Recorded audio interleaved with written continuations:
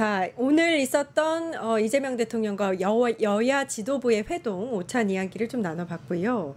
국정기획위가 오늘 업무 보고에 대해서 이제 국민들에게 어느 정도 진행이 됐다라는 기자회견을 열었거든요. 이제 최근에 좀 이제 이슈가 됐던 게 검찰 보고를 듣다가 뭐 30분 만에 중지, 뭐 이런 것들이 이슈가 되면서 많은 분들이 또 효능감을 느끼지 않았을까라는 생각이 드는데, 근데 이제 기자 간담회에서 다양한 이야기들이 나왔어요. 어떤 기자가 이런 것들이 국정의 갑질이다, 뭐 이렇게 지적을 하기도 했는데 어떻게 보셨어요? 그렇게 말하는 게 갑질이죠. 아니, 일하는 사람한테 일을 정말 잘하고 국민을 위해서 봉사하려는 그런 행정부에게 일하지 말라는 거잖아요. 그렇게 말하는 것 자체가. 그러니까 기자가 하는, 아니면 국민의힘이 그 시도하는 제2의 입틀막 사건이다. 저는 그렇게 보고요. 왜냐하면 국정기획위원회에서 저는 참다가 그렇게 말씀하신 거라 보는 게, 우선 기재부부터 시작이었잖아요. 기재부에서 가져온 안건들, 주요 안건들을 좀 보니까 너무 기가 찼던 게, 아니 거기에 실용외교를 왜 가져옵니까? 기재부는 예산을 담당하는 곳이에요. 근데 실용외교를 어떻게 펼칠 건지 그런 방안들을 그 국가 정책 무슨 총리실에서만 제시할 것 같은 국무총리실의 안건을 본인들이 가져왔단 말이에요. 국가 전체. 아직도 뭐 최상목과 이제 한덕수가 있는 기재부의 단꿈에 젖어 있는 거를, 저는 국정기획위에서 그거를 단꿈을 좀 깨줬다. 정신 차려라. 왜냐하면 가장 기본 중에 기본이 공약입니다. 그러면 공약과 국정 운영 방안을 각 대통령 후보들이 어떻게 했는지 정부 부처에서 그 안을, 두 명이잖아요. 여러 명, 뭐 3-4명 후보에 대해서 다 하고 거기에 맞춤 준비를 해왔어야 돼요. 근데 이번에 가져온 거는 그냥 윤석열 시즌2예요. 연장선상이에요. 공약에 대한 반영이 전혀 안 돼 있어요. 대통령께서 정말 중요하게 생각한 건 세수인데, 그런 세수에 대해서 어떤 게 결손이고 부족한지에 대한 것도 없고, 경기 부흥을 하는데 거기서 정말 뭐 AI나 가족 인프라, 4차 산업혁명, 지금 현재를 반영한 옛날에 쌍팔년도에 그 건설업 위주의 부흥들, 그러니까 정말 시대착오적이고 현재 공약에 대한 검토도 정말 너무나 게으르고 검토도 없었고 현 대통령과 정부에 대한 존중이 전혀 없는 그런 보고서를 가져오고 보고를 하니 얼마나 화가 났겠어요. 저는 진짜 거기서 소리 안 지른 게 오히려 진짜 완전 보살이다라고 저는 생각을 했는데, 진짜 참어린 3번을 새기시고 말씀하셨구나. 그러니까 대통령에 대한 존중도 없고 지금 행정부에 대한 존중도 없고, 하던 대로, 그러니까 윤석열 대통령이 하던 대로 지금 가져왔고, 이해도 없는 그런 공무원들이 알아서 좀 그거에 대한 검토가 했어야 되는데, 정말 국민을 위한 봉사자가 아니라 이제 국민이 나를 위해 존재하는 태도로 가져온 거에 대해서 국민을 대신해서 저는 일침을 가했다. 정말 해야 될 일을 했다. 오히려 그거를 갑질이라 말하는 것 자체가 저 갑질이라고 오히려 말씀드리고 싶습니다. 네. 이한주 국정기획위 위원장도 이렇게 답을 했습니다. 부당하고 과하다면 갑질이 맞겠으나 일단 새 정부의 공약 반영이 안 되어 있어서 재보고를 요청한 것뿐이다. 네. 이렇게 답을 했거든요. 근데 저는 궁금한 게, 사실 국정기획위가 인수위나 다름없는데 정부가 이제 보고 체계에서 왜 이렇게 이제 욕을 먹을 정도로 제대로 보고를 하지 않았는가?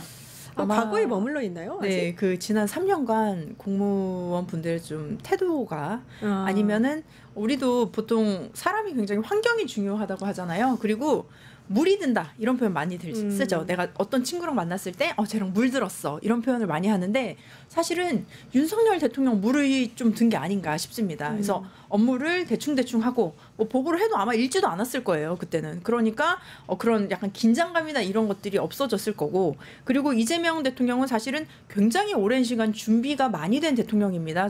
실제로 이번에도 3번째로 이제 출마를 하셨던 거기 때문에, 그리고 경기도지사 또 성남시장 행정 경험이 충분하시기 때문에 또 공무원을 어떻게 해야 하는지, 그리고 이 행정부 체계가 어떻게 돌아가는지를 정확하게 꿰뚫고 계신 분이라 아마 이 부분에 있어서는 절대로 그들이 과거에 일했던 방식이 통하지 않을 것이다 라는 얘기를 저는 분명히 해드리고 싶고요. 저도 이제 제가 국회의원으로 이제 비례대표로 승계가 됐는데, 승계가 되니까 저도 산자위에 있었는데 과거의 업무들을 제대로 파악하지 못했어요. 그래서 공무원분들이 이렇게 오셔서 이제 업무 보고를 받게 됐는데, 그 업무 보고라는 게 굉장히 중요합니다. 그래서 그렇죠. 과거에 어떤 일이 있었는지를 정확하게 파악하고, 그리고 특히 이번에 대통령 같은 경우는 당선이 이렇게 긴급한 내란으로 인해서 당선이 또 시기적으로 되셨기 때문에 그 공약들 이것들을 디벨롭하는 과정에서 대통령께서도 그런 말씀하셨어요. 공약은 국민과의 계약이다. 그렇기 때문에 당연히 이 계약을 지켜야 하기 위해서는 구체적인 내용들, 사안들에 대해 발전이 있어야 되는데 그런 보고들이 제대로 이루어지지 않았다. 그리고 이 짧은 시간에 우리가 그것들을 해야 하는데 하지 않았다. 이건 정말 직무유기입니다. 그리고 어디서 갑질을 논합니까? 사실은 갑질은 어떤 뭐 위계와 횡포가 있을 때 그렇게 사용하는 단어인데 이 상황에서 갑질을 운운하는 것 자체가 저는 변호사님께서 정말 정확하게 말씀해 주셨는데요. 그 말을 하는 것 자체가 갑질이다. 라고 저는 생각이 듭니다. 네, 그 말을 하는 것 자체가 갑질이다 이렇게 말씀하셨는데 한 기사에서 보니까 농식품부의 한 과장이 이렇게 얘기했대요. 전 정부에서는 아무래도 업무 보고 당시에 피드백이 그렇게 명확하지 않았다. 그러니까 오히려 명확해서 매우 좋았다 이런 피드백을 했더라고요.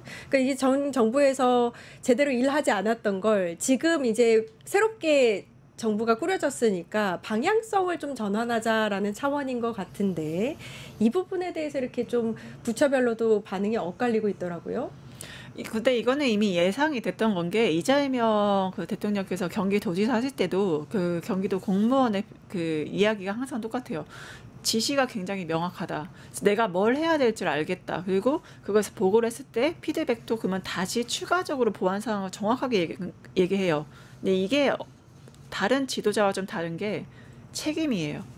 내가 이렇게 지시할게. 그걸 이행했어? 그러면 내가 책임질게요. 그리고 거기에 대한 책임에 자신이 없는 사람들은 알아서 좋은 거 가져와봐. 내가 마음에 들면 할게. 지시가 굉장히 불명확하거든요. 그러니까 분명히 이행 체계에 대해 잘 알고 있고 지시를 했을 때 본인이 책임지겠다는 의지도 가지고 있기 때문에 그렇게 하는 거는 정말 이게 준비된 대통령이기 때문에 가능한 거고 이한주 이제 원장도 워낙 오래전부터 호흡 맞춰오면서 그런 이재명 대통령의 스타일을 알기 때문에 그런 디렉션을 내린 거거든요.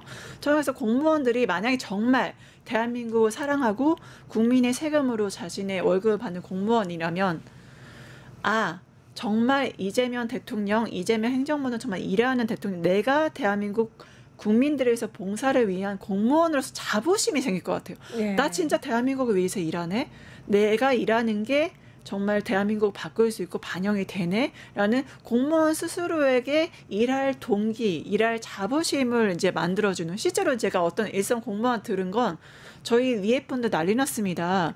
윤석열 정부 때는요, 저희 위에 분들 다 그냥 출근만 하시다 가셨는데 지금은요, 우리 정부 조직에서 무슨 일 하는지 빨리 보고하라고 합니다. 그래서 일 안 하셨던 그런 공무원분들도 지금 자기네들이 어떤 일을 하고 있는지 이제서야 리서치하고 정리하느라 바쁘다고 하더라고요. 이제서야 정리를 한다고요? 그러니까 그게 이제 윤석열 정권에서 이뤄졌던 공무원 행태였던 거죠. 이제서야 근데 자기 입장에서 그 제보해 주신 분 입장에 말하면 이제서야 제가 대한민국 공무원이고 일한다는 걸 느껴서 너무 자부심이 느껴집니다. 그러니까 공무원에게 대한민국 사람, 대한민국 공무원이란 자부심을 느끼게 한다는 점은 저는 굉장히 의미 있는 것들이 이루어지고 있다라고 봅니다. 네.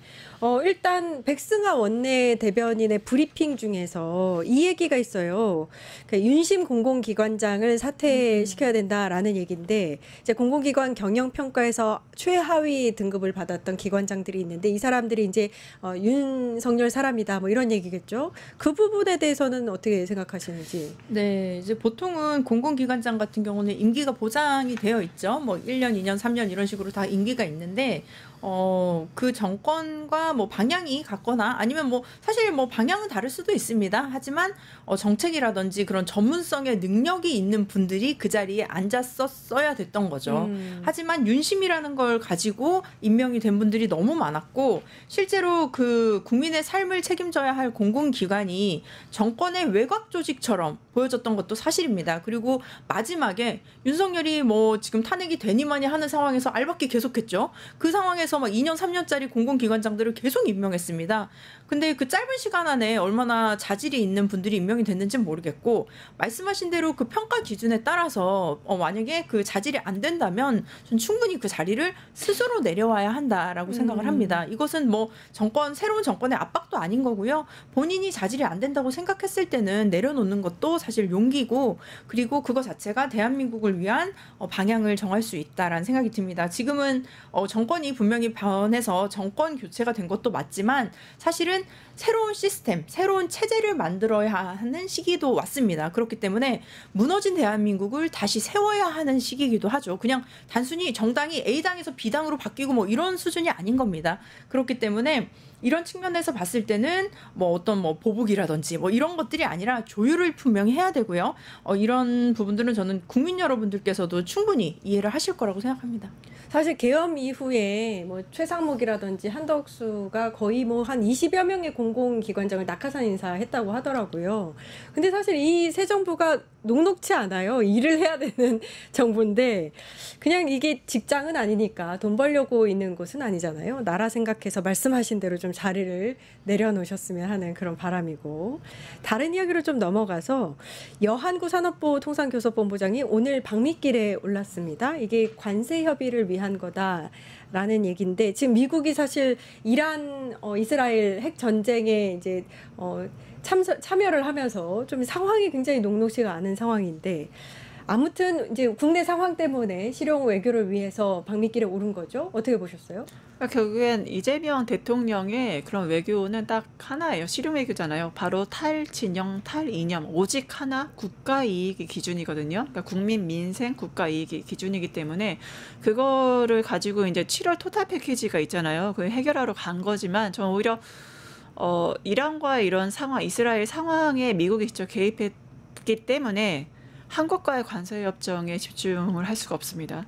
그러면 우리가 해야 될 게 뭐냐면 딜레이 시켜야 돼요. 그러니까 일본이 하나의 모델입니다. 왜냐하면 지금 일본이 관세 협정 6차까지 갔거든요. 근데 이시바 총리가 먼저 두들겨 맞았단 말이에요. 관세 협정에서 방위비는 이미 2배 이미 인상을 스스로 일본에서 내뱉었고, 관세 협정에서 일본 모델을 봤을 때 일본이 지금 전략이 뭐냐면 계속 딜레이 시켜요. 그러니까 계속 모든 거에서 토탈 패키지로 그러면 우리가 미국 말씀에 따르겠습니다가 아니다. 이거는 저희가 들어주겠지만 이건 좀 어떠십니까? 미국 하면 그러면 다음안 이런 식으로 해서 저희가 분명히 어떠한 관세 협정 안 하겠다는 게 아니다. 미국과 우리는 한미 동맹을 기반으로 해서 우리가 굳건한 그런 얼라이언스 계속 할 거지만, 그럼에도 불구하고 서로의 상생을 위해서 우리는 같이 노력을 하고 있다는 모습 보여주는 것으로서 지금 이제 본부장이 갔다고 생각을 합니다. 하지만 일본과 같은 다른 나라 모델을 봤을 때는 절대로 토탈 패키지 원 토탈로 해결하려고 해서는 안 돼. 그게 미국이 원하는 방향인데, 미국 일본 모델을 참고로 해서 딜레이 시켜, 최대한 딜레이 시키면, 왜냐하면 지금 정신이 없기 때문에 우리한테 찬스이긴 하거든요. 그래서 그리고 무엇보다 그 내용 중에 하나가 우리 국민의 건강권과 관련이 되어 있는 소고기 협상도 들어가요. 그렇죠. 광우병이라든가 그런 것들에 대해서 저희가 그냥 개월수를 다 분리시켜놨는데 미국은 전체적으로 그걸 다 무너뜨리려고 하잖아요. 그러니까 미국도 철저히 미국 중심주의, 자국 중심주의, 미국 우선주의입니다.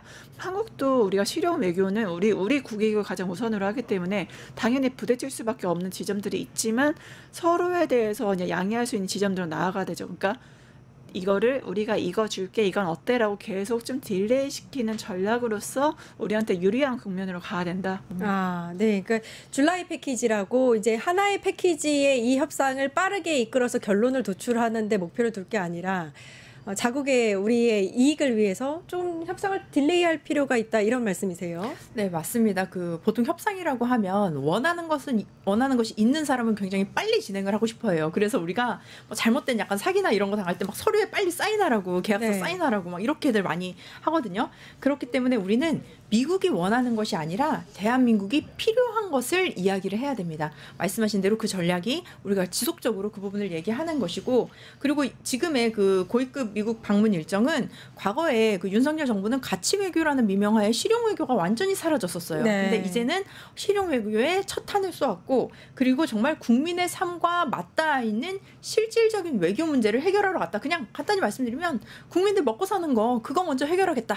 이 의지를 저는 강력하게 보여주신 거라고 생각을 합니다. 그렇기 때문에 이 관세 협상 문제들도 굉장히 좀 오랜 시간이 걸릴 수도 있고 너무나 복잡한 문제들이 있지만, 이 부분들도 저희가 사실 뭐 여론전도 좀 하고요. 그리고 지금 미국 상황이 굉장히 외부적으로, 내부적으로도 지금 거의 뭐 굉장히 혼란스러운 상황이기 때문에 이런 상황 속에서 오히려 저희가 그 틈을 타서 대한민국이 원하는 테이블 협상을 할 수 있도록 저는 나아갈 수 있을 거라고 오히려 좀 기대가 되는 지금 상황입니다. 예, 알겠습니다. 정치하는 언니들 오늘은 여기까지 하겠습니다. 전수미 변호사님, 정은혜 전 민주당 의원과 이야기 나눠봤습니다. 감사합니다. 감사합니다. 자, 이어지는 김창현의 창에서는요. 오늘 미국이 이란의 핵시설 3곳을 타격을 했는데 이게 어떤 의미인지 또 얼마나 파장이 커질지에 대해서 이야기를 해보겠습니다. 국방대학교 문장열 교수 또 주진우 기자 전화 연결해서 국제 정세와 국내 지정학적 리스크 방안들 살펴보겠습니다. 많은 시청을 부탁드립니다.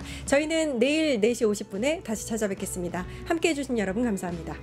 뉴스토마토가 12.3 내란을 막아낸 시민영웅 1000명 찾기 프로젝트를 진행합니다. 내란을 막고 탄핵 소추를 이뤄낸 시민영웅 1000명을 찾아내 대한민국 민주주의의 역사로 기록하고 시상의 본보기로 삼음으로써 민주주의를 더 널리 확산하기 위한 프로젝트입니다. 이 과정에 직접 참여했거나 참여자를 추천해 주실 분들은 우측 제보하기 QR코드나 아래 메일로 추천 및 제보해 주세요. 많은 참여 바랍니다. 뉴스토마토와 함께해 주실 분들을 기다립니다.